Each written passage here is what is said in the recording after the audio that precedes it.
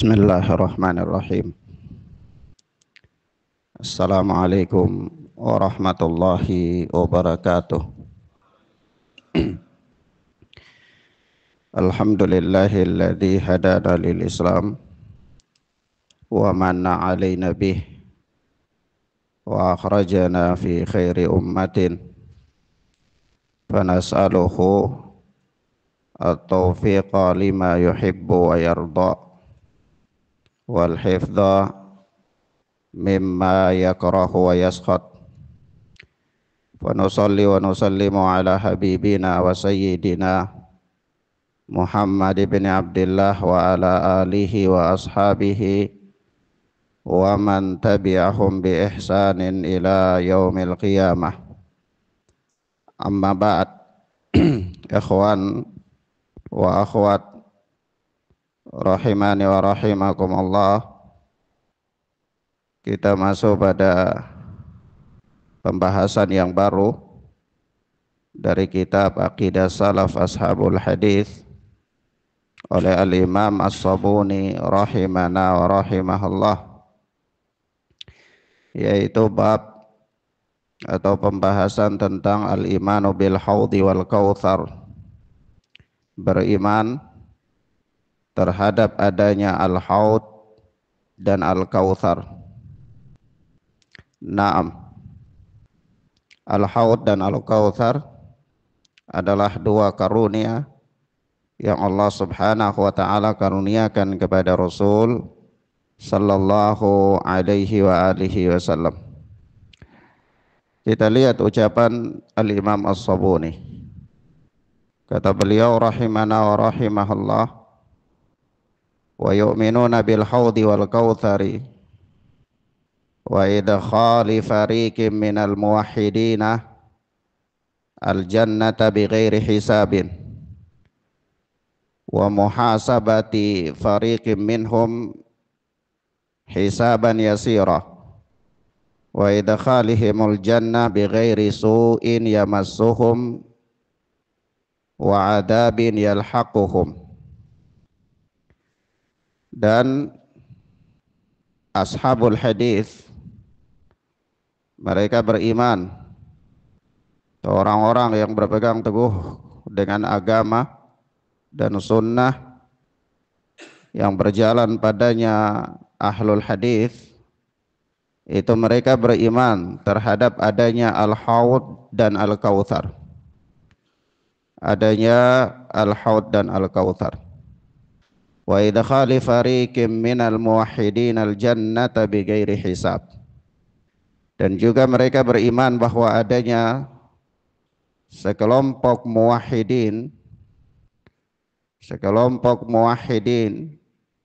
mereka masuk surga tanpa hisab. Wa muhasabati fariqin minhum hisaban yasira. Dan juga mereka beriman adanya sekelompok kaum muslimin yang mereka dihisab dengan hisab yang ringan. Wa yadkhalihimul jannata bighairi su'in yamassuhum wa adabin yalhaquhum. Dan juga mereka beriman bahwa adanya sekelompok kaum muslimin yang dimasukkan ke dalam surga tanpa tersentuh oleh suatu penderitaan, dan demikian juga tanpa mendapatkan suatu adab, suatu siksaan. Naam. Maka ikhwan wa akhwat, a'azzani Allahu wa iyyakum, kalau kita memperhatikan ucapan Al-Imam As-Sabuni rahimana wa rahimahullah ini, ada beberapa hal penting yang perlu kiranya kita memahami dan mengetahuinya. Yang pertama adalah tentang al-haud dan al-kautsar, dua telaga yang merupakan karunia yang diberikan kepada Nabi sallallahu alaihi wasallam, yaitu telaga yang namanya al-haud dan telaga yang namanya al-kautsar. Ini perkara yang pertama. Kita bagi dulu poin-poinnya supaya mudah kita bahas. Perkara yang kedua adalah wa idkhali fariqin minal muwahhidin al-jannata bighairi hisab. Dimasukkannya sekelompok para muwahhid ke dalam surga tanpa hisab. Ini yang kedua. Dan yang ketiga wa muhasabati fariqin minhum hisaban yasirah. Dan dihisabnya sekelompok kaum muslimin, sekelompok muwahhidin, yaitu dengan hisab yang ringan. Berarti adanya hisab yang ringan. Yang ketiga, yang keempat, idkhalihimul jannah bighairi su'in yamassuhu wala adabin yalhaquhum. Dimasukkannya sekelompok kaum muslimin ke dalam surga itu tanpa disentuh oleh satu penderitaan dan satu adab. Nah, ini 4 perkara. Tentunya kita memahami ketika Imam As-Sabuni menyebutkan 4 perkara ini memberikan isyarat kepada kita bahwa di antara sekian proses yang harus dilalui oleh seorang hamba pada hari kiamat adalah di antaranya 4 perkara ini. Ya, ini ada prosesnya itu banyak yang harus dilalui, tetapi ada 4 perkara ini juga harus dilalui. Ya, 4 perkara ini adalah bagian dari sekian banyak peristiwa yang terjadi di hari kiamat. Pertanyaan sederhana, kalau begitu adakah Ustadz yang menyebutkan kepada kita tentang tertib terjadinya peristiwa-peristiwa di hari kiamat itu? Artinya harus ada yang ini dulu, baru kemudian yang ini, kemudian lagi yang itu, dan seterusnya begitu. Ada enggak yang demikian?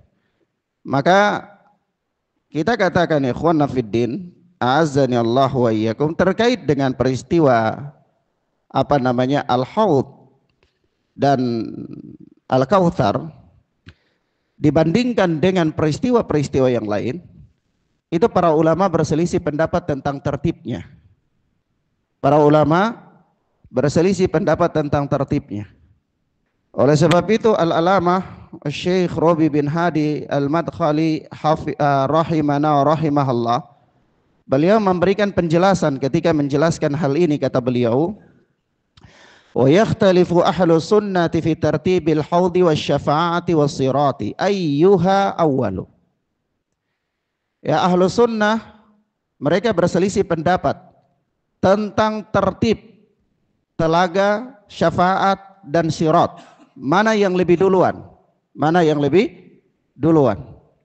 Fal Bukhari kama yaqulu al-Hafidh yushiru fi tartibihi annal hawda ba'da sirati wa ba'da al-hisabi wa ba'da hadhil asya. Lalu kata beliau Al-Imam Bukhari, sebagaimana yang diisyaratkan oleh Al-Hafidh Ibnu Hajar Asqalani rahimana wa rahimahullah, yakni fi tartibihi, di dalam susunan tertibnya itu beliau mengisyaratkan annal hauda ba'da sirati wa ba'dal hisab. Telaga itu, telaga al-haud, telaga Nabi sallallahu alaihi wasallam itu dilewati setelah sirat dan setelah hisab. Mafhum ya ikhwan?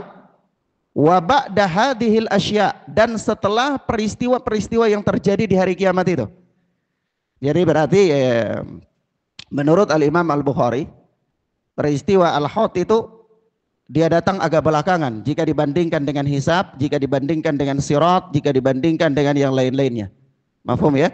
Tapi itu menurut Al-Imam Al-Bukhari. Kemudian kata beliau selanjutnya bahwa wa yukhalifuhu al-kathiru bi anna al-hawda huwa awal, yani qabla as-sirati wa qabla al-hisabi wa qabla al-mizani wa qabla hadhihi al-asya. Akan tetapi kebanyakan para ulama menyelisihi Al-Imam Al-Bukhari rahimana wa rahimahullah, yaitu mereka mengatakan bahwa al-haud, telaga Nabi sallallahu alaihi wasallam, itu dia lebih awal, peristiwa mendatangi telaga Nabi itu lebih awal ya daripada sirat, lebih awal daripada hisab, lebih awal daripada mizan, dan lebih awal daripada peristiwa-peristiwa yang lain yang terjadi nanti di hari kiamat. Baik. Ala kulli hal, ana ingin katakan bahwa tertib peristiwa mana yang lebih dahulu itu adalah persoalan ijtihadiyah di kalangan para ulama. Perkara apa? Ijtihadiyah di kalangan para ulama. Kenapa? Karena tidak ada nas yang sharih yang menerangkan kepada kita bahwa peristiwa ini, kemudian peristiwa ini, kemudian peristiwa itu. Tidak ada. Tetapi nas-nas menyebutkan saja setiap peristiwa. Ya. Nah, maka dari itu para ulama melakukan tatabbu, melakukan penelitian terhadap nas-nas tersebut. Mereka mencerna dan menelitinya, mencermatinya. Maka mereka pun menyimpulkan, membuat kesimpulan-kesimpulan. Nah, kesimpulan-kesimpulan mereka itu ada yang mengatakan ini lebih awal, ada yang mengatakan ini lebih awal, ada yang mengatakan ini lebih awal. Jadi ini kita katakan adalah amrun min umuril ijtihadiyah, merupakan perkara ijtihadiyah. Tapi mana yang lebih kuat? Nah, itu kembali kepada penelitian nas, mana yang lebih kuat. Naam, wallahu a'lam bissawab. Jumhur ulama mengatakan al-haud lebih awal itu karena ketika manusia berada di padang mahsyar, di mahsyar, itu mereka mengalami kehausan yang sangat sehingga mereka butuh untuk minum. Maka mereka mendatangi telaga Nabi sallallahu alaihi wasallam. Ini yang pertama. Yang kedua, mereka mengatakan bahwa kalau al-haud itu terjadi setelah sirat, maka tentu orang-orang yang diusir dari telaga Nabi sallallahu alaihi wasallam itu mereka tidak akan mendatangi sirat lagi karena mereka telah dilemparkan ke dalam neraka. Mereka telah dilemparkan ke dalam neraka ketika melewati sirat. Mereka tidak lolos dalam melewati sirat. Kenapa begitu? Ya bisa jadi Ustadz, mereka dalam sirat itu mereka lolos, tapi kemudian mereka datangi telaga dan mereka diusir. Kita katakan bahwa di antara satu golongan yang diusir dari telaga Nabi sallallahu alaihi wasallam adalah orang-orang yang murtad. Maka orang-orang yang murtad mereka melewati sirat apa tidak? Menurut pendapat yang kita yakini, orang-orang kafir ini mereka tidak melewati apa? Sirat. Maka inilah indikasi yang dikatakan oleh jumhur yang mereka mengatakan bahwa al-haud itu dia lebih awal daripada peristiwa-peristiwa yang lain. Ala kulli hal, ini adalah apa ya ikhwan? Ijtihad. Taib. Kemudian ini bahasan yang pertama tentang tertib. Paham ya? Mafhum ya ikhwan? Taib. Bahasan yang kedua kita katakan bahwa kalau bicara tentang al-haud dan al-kautsar, itu adalah dua telaga Nabi sallallahu alaihi wasallam yang mempunyai sifat yang berbeda. Sifat yang berbeda. Artinya telaga Nabi sallallahu alaihi wasallam disebutkan di dalam hadis-hadis. Nanti kita sebutkan sifat-sifatnya. Dan salah satu perbedaan yang paling menyolok di antara perbedaan kedua telaga ini adalah setiap para nabi itu mempunyai telaga. Setiap para nabi itu mempunyai telaga, mempunyai al-haud. Sebagaimana datang dalam hadis Nabi sallallahu alaihi wasallam mengatakan inna likulli nabiyyin haudun. Sesungguhnya setiap nabi itu punya telaga. Ya, wa innahum yatabahawna ayyuhum aktsaru waridah. Dan mereka akan saling berbangga bahwa siapakah di antara mereka para nabi itu yang paling banyak pengikutnya yang mendatangi telaga tersebut. Wa inni arju an akuna aktsarahum waridah, dan aku berharap bahwa aku adalah orang yang pengikutnya yang paling banyak datang ke telaga tersebut. Maka di sini syahidnya adalah kata Nabi wa inna likulli nabiyyin haudun. Masing-masing nabi itu punya haud, punya telaga. Ada riwayat yang dhaif yang mengatakan kecuali Nabi Saleh, kecuali Nabi Saleh, yaitu Nabi Saleh tidak punya telaga. Tapi kalau nabi-nabi lain punya telaga. Tetapi riwayat ini adalah riwayat yang apa? Yang dhaif. Baik. Adapun al-kautsar, al-kautsar kalau dikembalikan kepada makna memang benar-benar dia adalah telaga, maka ini adalah kekhususan yang Allah berikan kepada Nabi sallallahu alaihi wasallam. Al-kautsar ya, al-kautsar. Nah, tetapi para ulama sendiri ada yang berbeda tentang makna al-kautsar. Jumhur ulama mengatakan kepada kita bahwa al-kautsar itu adalah apa? Salah satu kenikmatan dari sekian kenikmatan yang ada di surga. Afan. Jumhur ulama mengatakan Al-Kautsar adalah telaga Nabi sallallahu alaihi wasallam. Sementara sahabat Ibnu Abbas radhiyallahu taala anhuma, beliau mengatakan bahwa yang dimaksudkan dengan Al-Kautsar itu adalah kenikmatan yang ada di surga. Kenikmatan yang ada di surga. Datang dalam riwayat dikeluarkan oleh Al-Imam Bukhari rahimahullahu taala di dalam sahihnya, bahwasanya Ibnu Abbas pernah berkata, Al-Kautsar al-khairul katsirul ladzi a'tahu Allahu iyyahu. Al-Kautsar itu adalah kebaikan-kebaikan yang banyak, kenikmatan-kenikmatan yang banyak yang Allah berikan kepada Nabi sallallahu alaihi wasallam. Maka seorang perawi yang bernama Abu Bishr, dia berkata kepada Sa'id bin Jubair yang meriwayatkan keterangan ini dari Ibnu Abbas. Dia katakan, qultu li Sa'idin, aku bertanya kepada Sa'id bin Jubair, inna unasan yaz'umuna annahu nahrun fil jannah. Sungguh keumuman manusia, mereka mengatakan bahwa Al-Kautsar itu adalah sungai di surga. Paham ya? Sungai di surga.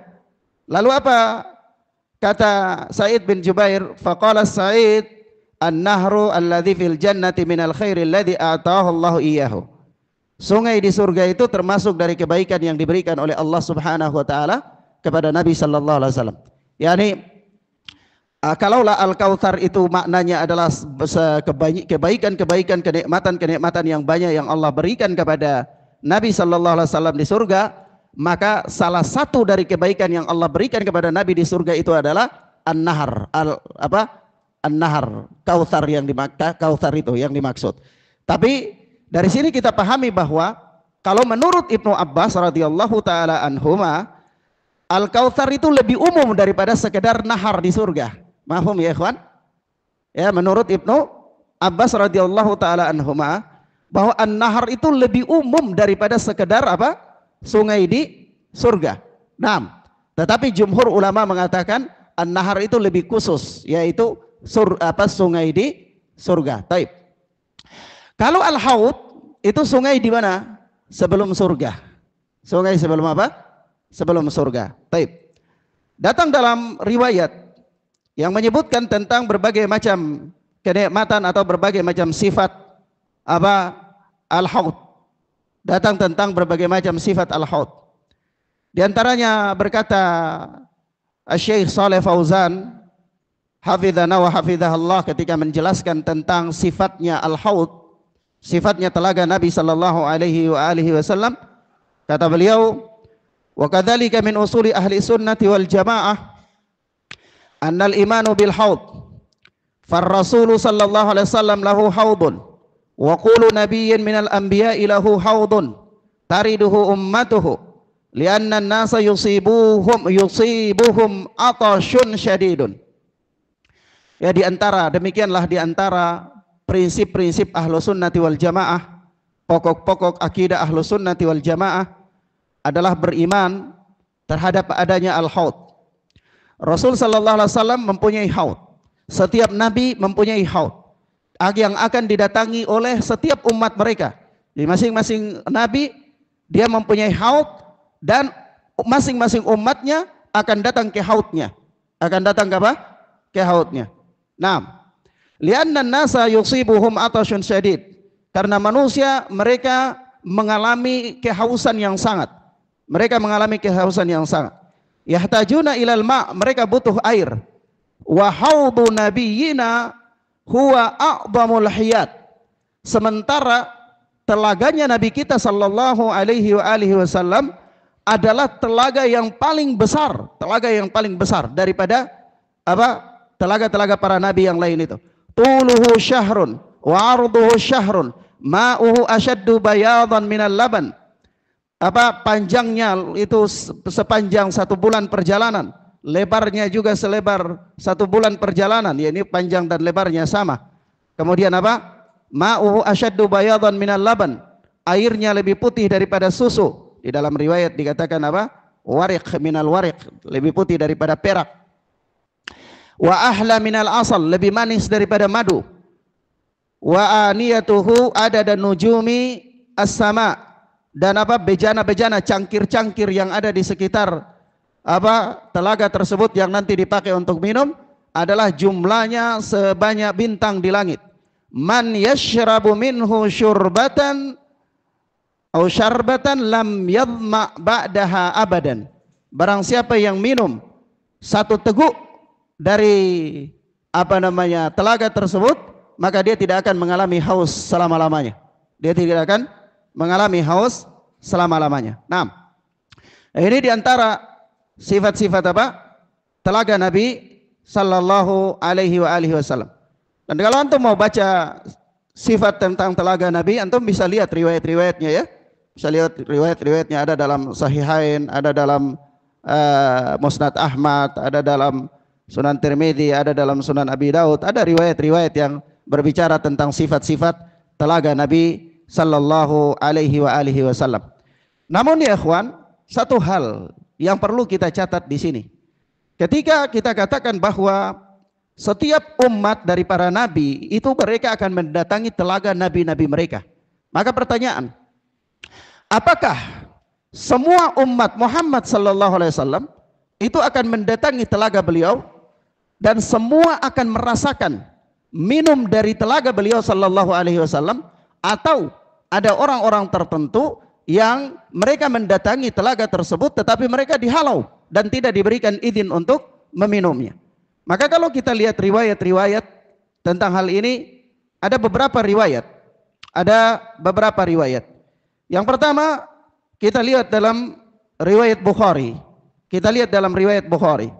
Kata Nabi sallallahu alaihi wasallam, "Ana faratukum min haudhi."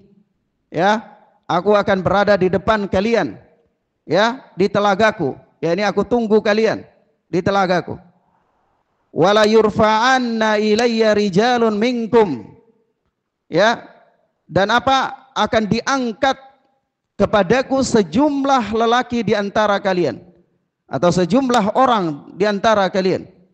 Hatta idza ahwaitu li anawilahum, sampai ketika mereka sudah sangat dekat dengan aku, lalu aku mau apa namanya mengulurkan tangan untuk memberikan mereka minum, ikhtuliju duni, maka mereka ditarik langsung untuk menyingkir dariku.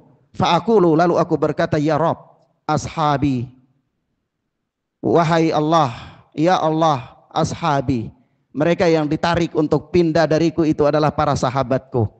Fayuqal, lalu dikatakan kepadaku, innaka la tadri ma ahdatsu ba'dak, sesungguhnya engkau tidak tahu apa yang telah mereka ada-adakan sepeninggal engkau. Ya, nah dari sini kita kalau mau menggambarkan peristiwa yang terjadi ketika manusia datang di haud Nabi itu, di telaga Nabi itu, berarti ada orang-orang yang ketika itu mereka sudah dekat dengan Nabi, bahkan Nabi mau mengulurkan tangan untuk memberikan mereka minum dari telaga, tetapi kemudian mereka ditarik keluar dari sekelompok manusia yang ada itu, dihalangi untuk tidak minum dari telaga Nabi sallallahu alaihi wasallam. Sampai-sampai Nabi kaget ketika melihat mereka ditarik. Nabi katakan, ya Rob, ashabi, mereka itu sahabat-sahabatku. Tetapi kemudian datang jawaban kepada Nabi, innaka la tadri ma ahdatsu ba'dak, sesungguhnya engkau tidak tahu apa yang telah mereka ada-adakan sepeninggal engkau. Ini pertama, garis bawahi. Ya. Yang kedua, riwayat yang kedua adalah riwayat Abu Hurairah radhiyallahu taala anhu yang dikeluarkan oleh Imam Bukhari dan Muslim dalam sahihnya. Yaitu Rasulullah sallallahu alaihi wasallam bersabda, yaridu alayya yaumal qiyamati rahtun min ashabi. Kalian harus garis bawah kata-kata ashabi, sahabatku, sahabatku. Ya, garis bawah kata-kata tersebut. Di samping garis bawah kalimat yang mengatakan sebab apa mereka diusir. Kalau pada hadis pertama itu ada kalimat ashabi, sahabat-sahabatku. Yang menjadi sebab mereka diusir adalah ahdatsu, mereka telah membuat-buat satu perkara ba'da Nabi sallallahu alaihi wasallam, yaitu setelah peninggal Nabi sallallahu alaihi wasallam. Ini sebab pertama. Yang kedua datang dalam hadis yang kedua ini yang dikeluarkan oleh Imam Bukhari dan Muslim ini. Terlalu cepat ke ikhwan? Terlalu cepat enggak? Enggak ya. Rasulullah sallallahu alaihi wasallam bersabda, "Yaridu alayya yaumal qiyamati rahtun min ashabi." Akan datang ya kepadaku pada hari kiamat sekelompok sahabatku. Garis bawahi, sekelompok sahabatku. Wa yuhallauna anil haud.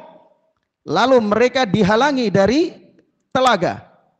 Fa aqulu ya Rabb, lalu aku berkata, ya Allah, ashabi, mereka itu adalah sahabat-sahabatku. Fayaqul, maka dikatakan kepadaku, innaka la ta'lam ma ahdatsu ba'daka innahum murtaddu ala adbarihimul qahra. Yaitu sesungguhnya engkau tidak tahu apa yang mereka telah buat-buat sepeninggal engkau, dan sesungguhnya mereka itu telah murtad. Mereka telah apa? Murtad. Garis bawahi, Nabi katakan sahabatku, kemudian ada kalimat mengatakan mereka telah murtad. Mahfum? Bagaimana kredibilitas sahabat? Padahal telah berlalu dalam sejumlah pembahasan kita mengatakan sahabat itu orang-orang yang mulia, punya kedudukan yang tinggi, mereka diridhai oleh Allah Azza wa Jal. Kok dalam hadis ini ada mengatakan bahwasanya apa? Innahu murtaddu ala adbarihimul qahra. Mereka telah kembali ke belakang mereka, yaitu menjadi murtad. Iya.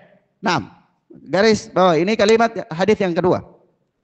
Jadi di dalam hadis yang kedua ini ada isyarat bahwa yang diusir ini adalah orang-orang yang sahabat-sahabat Nabi yang telah murtad. Iya. Taib. Kalau yang pertama adalah sahabat-sahabat Nabi yang membuat bid'ah. Iya, taib. Kita baca riwayat yang ketiga. Yaitu apa namanya? Dua riwayat cukup ya. Karena semua riwayat itu ya maknanya sama saja. Maknanya sama. Tapi di sini ana berikan. Maka dari sini kita simpulkan ya, dari dua riwayat ini kita simpulkan. Lalu antum mau perhatikan riwayat yang lain juga ada dalam Sahih Bukhari. Tapi kita cukup baca dua riwayat ini ya, cukup untuk mewakili apa yang nanti kita simpulkan. Maka kita simpulkan tentang orang-orang yang diusir dari telaga Nabi sallallahu alaihi wasallam. Orang-orang yang diusir dari telaga Nabi sallallahu alaihi wasallam, kalau kita memperhatikan riwayat-riwayat ini, maka yang pertama adalah orang-orang yang apa? Munafik, yang tampak sebagai sahabat Nabi sallallahu alaihi wasallam. Ma'ruf di zaman Nabi ada orang-orang munafik yang menampakkan dirinya sebagai sahabat Nabi sallallahu alaihi wasallam secara zahir. Mereka nampak seperti sahabat Nabi. Nah, tetapi hakikatnya mereka orang-orang munafik. Yang kedua adalah para ahli bid'ah, para ahli bid'ah. Yang ketiga adalah orang-orang yang murtad sepeninggal Nabi sallallahu alaihi wasallam. Maka membahas tentang orang-orang yang murtad ini, apa yang dimaksudkan? Apakah yang dimaksudkan ini para sahabat ini mereka murtad? Para sahabat sejati ini mereka murtad?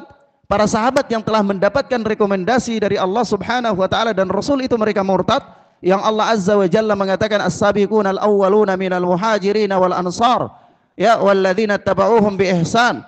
Ataukah orang-orang yang Allah Subhanahu wa taala mengatakan man yusyakikir rasula min ba'di ma tabayyana lahul huda wa yattabi ghaira sabilil mu'minin nuwallihi ma tawalla wa nuslihi jahannama wa sa'at masira.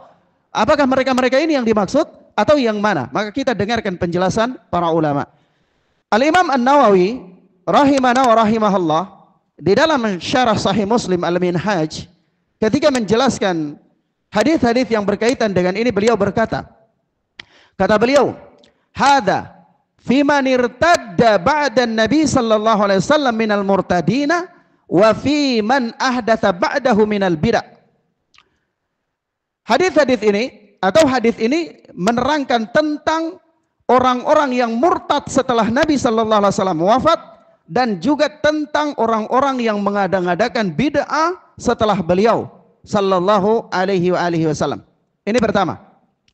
Beliau masih berpegang kepada orang-orang yang murtad dan orang-orang yang berbuat bid'ah.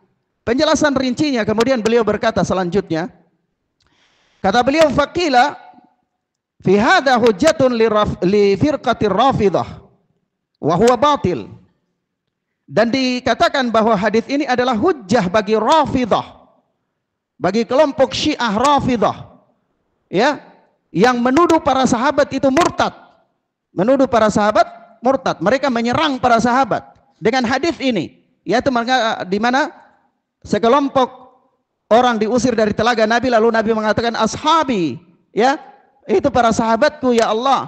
Lalu dikatakan mereka telah murtad sepeninggal engkau. Maka dijadikan oleh Rafidhah sebagai hujjah bahwa para sahabat itu setelah Rasulullah sallallahu alaihi wasallam wafat, itu mereka murtad. Mafhum ya? Waliyadu billah. Kata Imam Nawawi batil. Hujjah itu batil.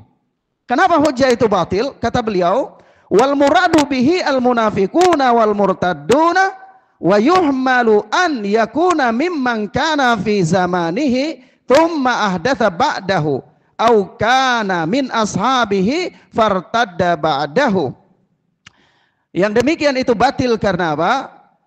Karena yang dimaksud dalam hadis ini, adalah para munafikun, orang-orang munafik yang menampakkan dirinya di zaman Nabi seolah-olah mereka adalah orang-orang sahabat Nabi, sahabat setia, sahabat sejati Nabi sallallahu alaihi wasallam. Tapi hakikatnya mereka munafik. Maka yang dimaksudkan dengan hadis-hadis ini adalah mereka yang diusir ini orang-orang munafik, orang-orang apa? Munafik. Ini yang pertama. Yang kedua, dan orang-orang yang murtad, orang-orang yang murtad. Siapa yang murtad? Mereka bukan sahabat sejati Nabi sallallahu alaihi wasallam. Mereka bukan sahabat sejati Nabi. Kenapa?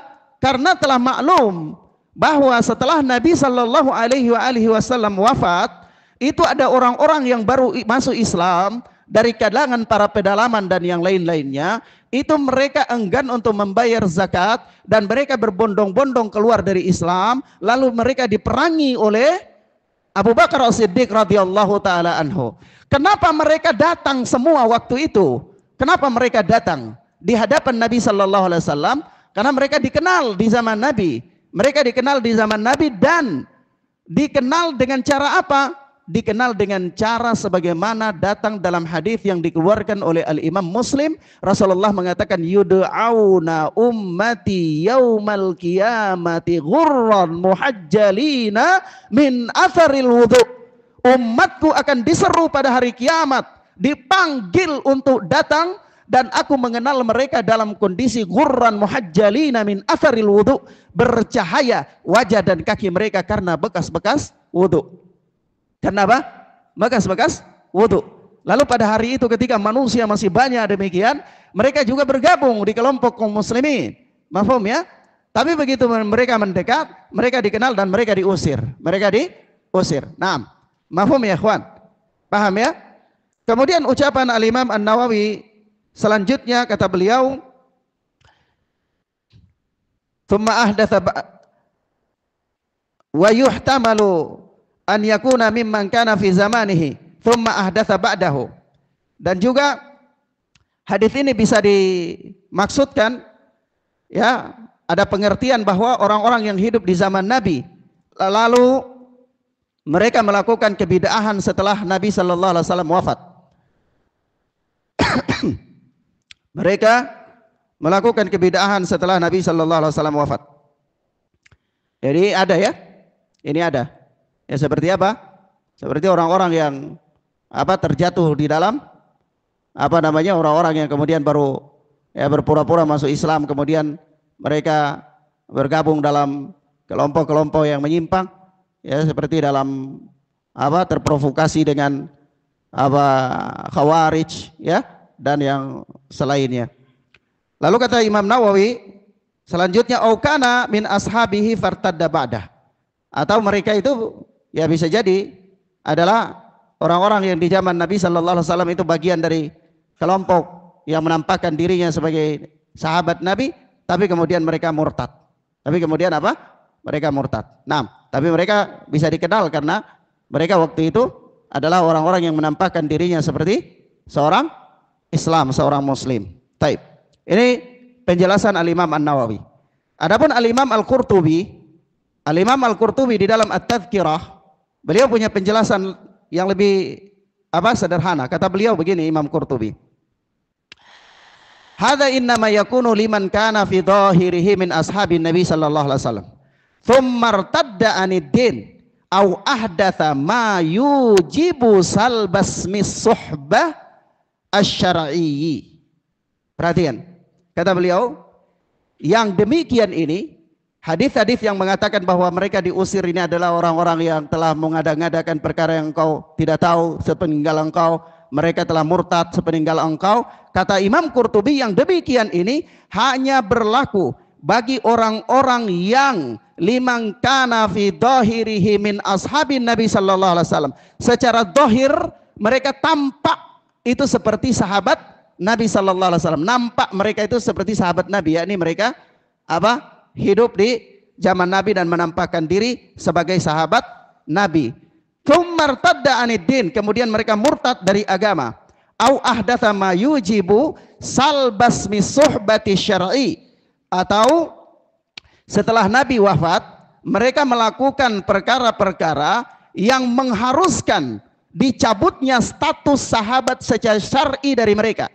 Dicabutnya status sahabat secara syar'i dari mereka. Mahfum ya? Karena mereka melakukan amalan-amalan, melakukan perbuatan-perbuatan yang secara syar'i dicabutnya status mereka sebagai sahabat. Maka dari itu perlu kita tahu definisi sahabat secara syar'i itu apa?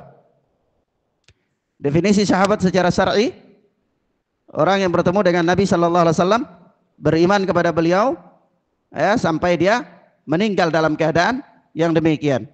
Dan makanya bisa jadi ketika Rasulullah wafat dia melakukan hal-hal yang kemudian dicabutlah statusnya sebagai sahabat secara syar'i. Maka tapi ketika Nabi masih hidup, dia itu dohirnya adalah bagian dari sahabat. Maka dia ini kemudian diusir pada hari tersebut, di hari ketika manusia mendatangi apa? Telaga Nabi sallallahu alaihi wasallam itu. Baik. Sampai di sini paham ya, ikhwan? Berapa kelompok yang diusir itu? 3 ya. Kelompok munafikin, kelompok ya pelaku murtad, pelaku bid'ah. Ya, 3 kelompok. Yang dimaksudkan dengan murtad itu siapa? Sudah dijelaskan oleh Al-Imam An-Nawawi dan Al-Imam Al-Qurtubi. Ya, baik. Kita tambahkan satu kelompok. Satu kelompok yang juga diusir dari telaga Nabi sallallahu alaihi wasallam.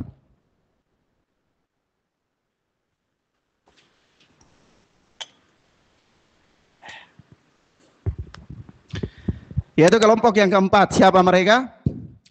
Kelompok yang keempat ini adalah orang-orang yang membenarkan kebohongan penguasa. Membenarkan kebohongan penguasa. Membantu penguasa dalam kedoliman mereka. Nah, ini kelompok yang termasuk diusir dari telaga Nabi sallallahu alaihi wasallam. Datang dalam hadis yang dikeluarkan oleh Al-Imam At-Tirmidzi rahimana wa rahimahullah, dan disahihkan oleh Al-Albani rahimahullahu taala, bahwa Rasulullah sallallahu alaihi wasallam bersabda, "Isma'u hal sami'tum annahu yakunu ba'di umara'u faman dakhala alaihim fasaddaqahum bikadzibihim wa a'anahum ala dhulmihim falaysa minni wa lastu minhu wa laysa biwaridatin alal haud." Kata Nabi, dengarkanlah oleh kalian. Hal sami'tum, tahukah kalian, annahu yakunu ba'di umara'u, bahwa akan datang sepeninggalku nanti penguasa-penguasa, ya, faman dakhala alaihim, barang siapa yang berkolaborasi dengan mereka, barang siapa yang berkiprah dengan mereka, fasaddaqahum bikadzibihim, lalu dia membenarkan kedustaan mereka, wa a'anahum ala dzulmihim, dan dia membantu mereka dalam kedoliman mereka, falaisa minni walastu minhu, maka aku bukan dari dia dan dia bukan dari golonganku. Aku bukan dari dia dan dia bukan dari golonganku, kata Nabi. Walaisa biwaridin alal haudi, dan dia tidak akan datang ya untuk minum dari telagaku. Dia tidak akan datang minum dari telagaku. Nah, maka lafadznya jelas ya. Lafadznya jelas. Nah, ini menunjukkan bahwa apa? Perbuatan yang demikian ini termasuk dosa besar. Dan perbuatan yang demikian ini termasuk diantara sebab yang seseorang diusir dari telaga Nabi sallallahu alaihi wasallam. Nah, maka kita katakan ya ikhwan, di dalam hadis-hadis ini ada beberapa pelajaran penting yang harus kita ingat. Yang pertama, hadis-hadis yang menunjukkan tentang orang-orang yang ditolak dari telaga Nabi ini, apa faedahnya? Apa faedahnya hadis-hadis ini yang menerangkan tentang orang-orang yang ditolak ini? Faedahnya adalah agar supaya kita berhati-hati. Kalau kita ingin mendapatkan nikmat dari sekian nikmat yang Allah berikan di mahsyar, yaitu salah satunya minum dari telaga Nabi, kita menjauhi sifat-sifat mereka. Maka wajib bagi kita untuk menjauhi sifat-sifat mereka dengan cara pertama, berpegang teguh dengan sunnah Nabi sallallahu alaihi wasallam supaya kita tidak mengadakan kebid'ahan, ya. Kemudian menjauhi perkara-perkara yang dapat menyeret seseorang kepada kenifakan, kemunafikan, atau bahkan menjauhi perkara-perkara yang dapat menyeret seseorang kepada kemurtadan. Yang ketiga, bahwa hendaklah kita tidak membenarkan kedoliman dalam bentuk apapun. Tidak membenarkan ketidakadilan, kedoliman, kemunafikan dalam bentuk apapun. Kita tidak membenarkannya. Tetapi kalau hal ini berkaitan dengan penguasa, kita tidak membenarkannya, bukan berarti kita boleh khuruj kepada penguasa. Bukan berarti boleh kita memberontak kepada penguasa, tidak. Karena tidak membenarkan kedoliman penguasa, itu satu perkara tersendiri yang berbeda dengan memberontak terhadap penguasa. Tidak membenarkan kedoliman penguasa bukan berarti memberontak terhadap dia.